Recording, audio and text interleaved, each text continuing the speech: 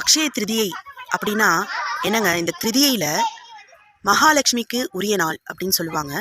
அதாவது மகாலட்சுமி ஏழை எளிய ஒருவருக்கு நெல்லிக்கனியை, தங்க நெல்லிக்கனியை வழங்கிய நாள். ரெண்டாவது, பெருமாள் உருவானப்போ அன்னலக்ஷ்மி தானம் கொடுத்த நாள். மூன்றாவது நமக்கு ஞாபகத்துக்கு வர வேண்டியது அக்ஷய பாத்திரம். இந்த 3 தான்.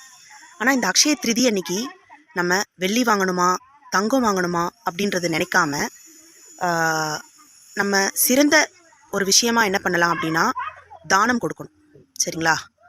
ஸோ தானம் எப்படி இருக்கலாம் அப்படின்னா சிறுதானியங்கள், அதாவது பருப்பு, அரிசி, கோதுமை, இதை தானமாக கொடுக்கலாம்.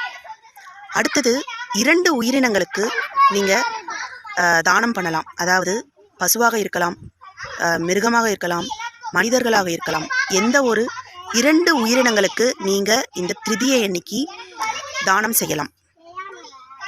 காலையில் கடவுளை வழிபட்டு நெய்வேத்தியம் பண்ணி ஏதாவது அதாவது கடவுளுக்கு நீங்கள் பூக்கள் அலங்கரித்து, அந்த பூக்கள் மஞ்சள் நிறமாக இருக்கலாம், வெள்ளை நிறமாக இருக்கலாம். அப்படி இல்லையா ஏதாவது ஒரு பூக்களை வச்சு அலங்கரித்து வழிபட்டு நெய்வேத்தியம் பண்ணி மாலை நேரங்களில் நீங்கள் அன்னதானம் செய்யலாம். நல்ல நேரம் பார்த்து கடவுளை வழிபடுங்க.